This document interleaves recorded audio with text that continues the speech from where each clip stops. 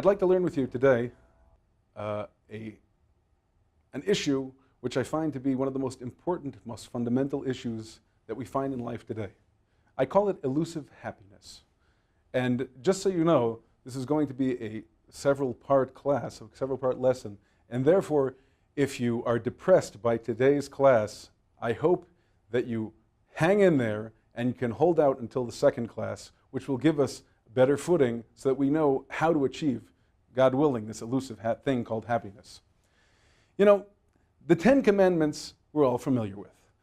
Thou shalt not kill, thou shalt not have no other gods, don't steal, don't lie, don't covet what your friend has. Those we all know. But some of us don't recognize that in the modern world today, there seems to be an 11th commandment as well. Do you know what that is? Be happy. Be happy. That's the 11th commandment. The problem being that although we know we need to be happy, I mean, we've all had our happy moments in life. We've experienced it. We remember as children, we remember as adults, those few happy moments. We know they were great. We know they were wonderful. We really want them. How do we get it? The problem is that becoming happy does not come with instructions. How do you do it? The truth is there's an article a couple of years ago written in the New York Times by an author. His name was David Brooks. I want to quote you quickly from the article. The article says, the most important decision any of us make is who we marry. There are no courses on how to choose a spouse, however. There's no graduate department in spouse selection studies. Institutions of higher learning devote more resources to semantics than love. The most important talent any person can possess is the ability to keep and make friends. And yet here, too, there's no curriculum. The most important skill a person can have is how to control one's impulses, yet here, too, we're pretty much on our own. The entire article basically goes on and on and on about how the underpinnings of life, all of the keystones of making a person happy, nobody knows how to teach. And the truth is, if you really want to make a lot of money, then the one way to do it would be to figure it out, bottle it, and sell it. But nobody has had the ability to do that yet. It just hasn't happened, and not for lack of trying. Let's go into that a little bit, because I'd like to show you how we're all running throughout life to find this thing, to try and achieve this elusive happiness.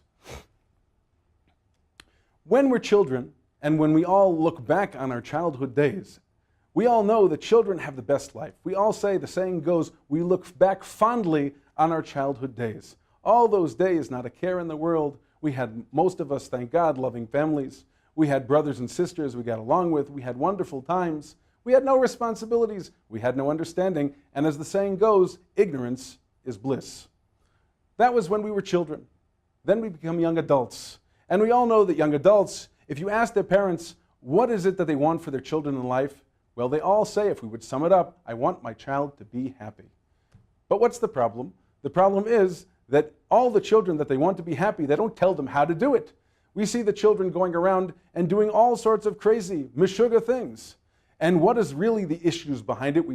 They say in Hebrew that the teen years are called the tipesh esrei, the stupid teen years. And that's the truth. We do all of those things when we think back. What I did as a teenager, how stupid I was. You know why? Because the truth is that stupidity is bliss as well. However, the teenage years finish, and what happens is that mom and dad, who are footing the bill up until now, leave the picture. And you know who's left? Well, now I become Joe responsibility. And we have become adults, and we have to take upon ourselves responsibility. There's getting an education. There's finding a job. There's supporting a family. There's social obligations. There's all sorts of things that I need to take upon myself. I'm too busy shouldering responsibility to be able to find happiness, except for a few fleeting moments here and there. When you become middle-aged, well, middle-aged also, they're still pretty busy. And they all tell themselves, I'm middle-aged myself, I've asked my friends, you know, what is it you're going to wait for? When's the happiness going to happen? They say, well, it must be once I reach retirement age. I recently spoke to my Rosh Yeshiva, Rabbi Yosef Granovsky Shlita, and he told me that when you hit 50, his doctor told him that if you wake up in the morning and nothing hurts, it's a sign that you're dead. Well, when you reach 50 and things don't feel quite the way they're supposed to be anymore, then really you're not in a position to really truly enjoy what you have anymore. Many retirees also find that they're totally bored. They have nothing. They don't feel productive. They don't know what they're doing with their lives. They have no occupation. They can therefore have no happiness.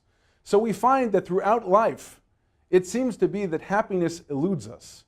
And even when we are not occupied, when we have free time to ourselves, we don't devote it to the search of happiness, it would seem, but rather we devote ourselves to trying to find some sliver of it or some way of alleviating the pain that we feel for its lack. Let's give a few examples. People say to themselves, what's missing in my life? Perhaps what's missing is that I just don't have enough money. Well, there's a very interesting thing that you should know when it comes to money. The American Psychological Association made a poll recently, and they summed it up in an article on consumerism and its discontents by the author Tori DeAngelis. And she says the following, and I quote, "Compared with Americans in 1957, today we have twice as many cars per person, eat out twice as often, and enjoy endless other commodities that weren't around then, be it big screen TVs, microwave ovens, SUVs, handheld gadgets, and others to name a few. But are we any happier? The answer is no.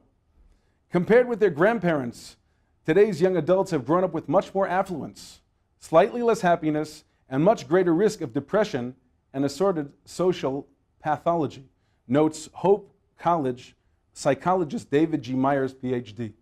The more affluent a person is, the truth is, the more they seek out their psychologist, the less happiness they have.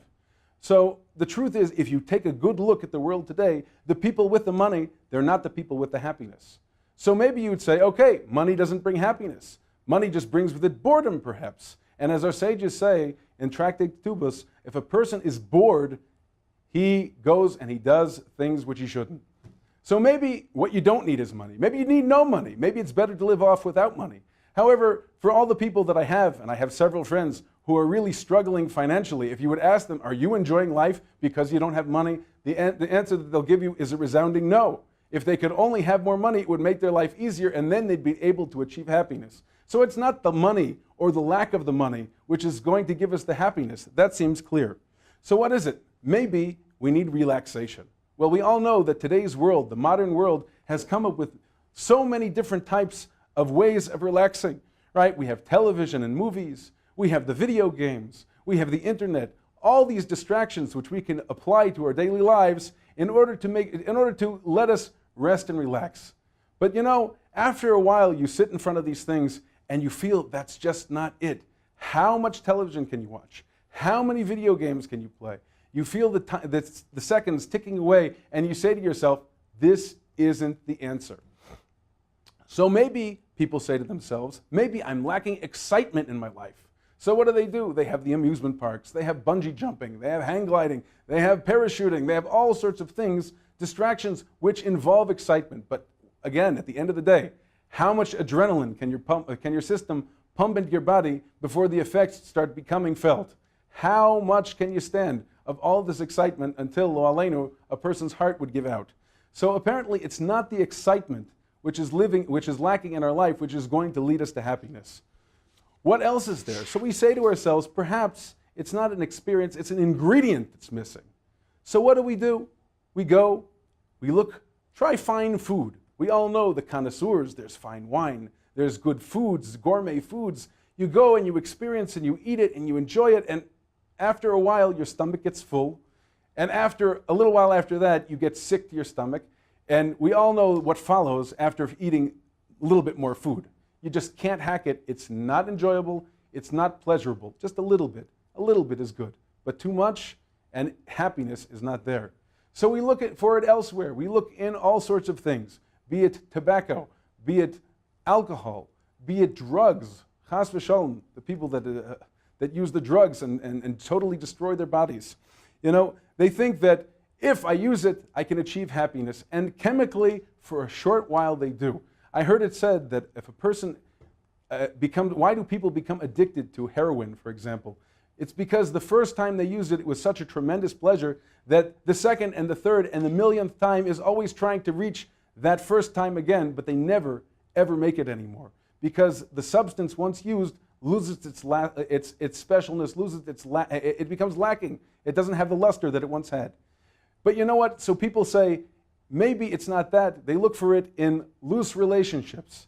They try going to be with other women, everything. They say to themselves, maybe it's this woman, maybe she'll bring me happiness. Maybe it's this man, maybe he'll bring me happiness. But that doesn't work as well. And eventually they get married. They say to themselves, you know what, maybe all I've been missing in my life is children. If I have children, I'll be happy. But you know what? They have the children. Baruch Hashem. God, it's a tremendous blessing to have children.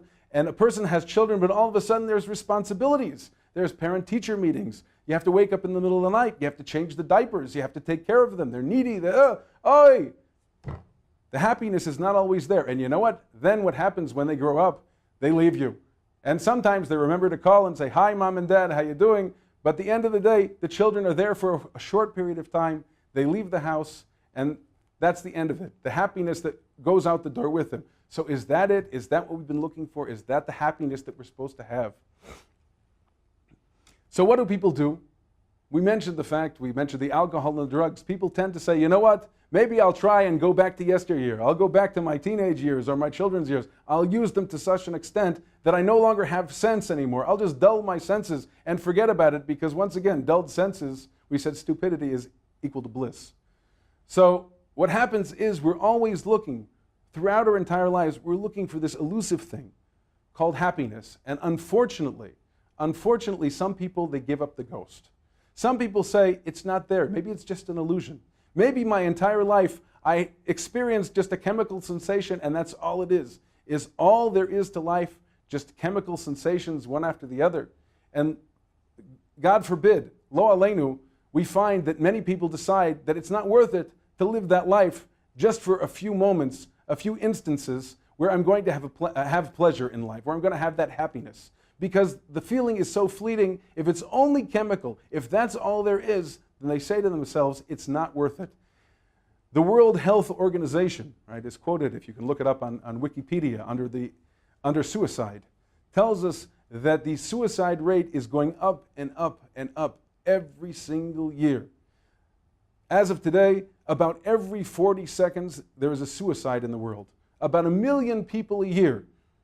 1 million people a year. That's more than wars. That's more than, probably not the road accidents, lo aleinu, but it's more than murder. It's a greater number than there are murders in the world in a year. People take their own lives because they say to themselves, the happiness, the fleeting feeling that is happiness is not there. It's not available. I can't find it. Nobody can tell me where it is. And therefore they say to themselves, it's not worth it. So I ask you, my friends, and I want you to consider this very well. If all of these things in the physical world, all the gadgets, right, the internet and the television and the movies, which we're constantly using to dull our senses, if they don't have happiness, if their entire purpose is to get me from time A to time B without really noticing that the time passed, they don't give you real happiness, then what am I doing it all for? What is life all about? How is it that a person gets happiness? How can I find it? Is it in a little vial? The answer is no. Is it at the bottom of a beer cup, of a beer mug? You can ask all the people that drink. At the end of the beer mug, they never ever found happiness. All they found is despair and upset. That's it. So elusive happiness. How are we supposed to find this elusive thing, this ephemeral thing, this wispy-like thing? How are we supposed to find this thing, this happiness in the world? Well, the answer, my friends, is that you're not going to find it in the physical. It's only in the metaphysical. It's only possible to find it when we take ourselves into our own hands and do something with our lives.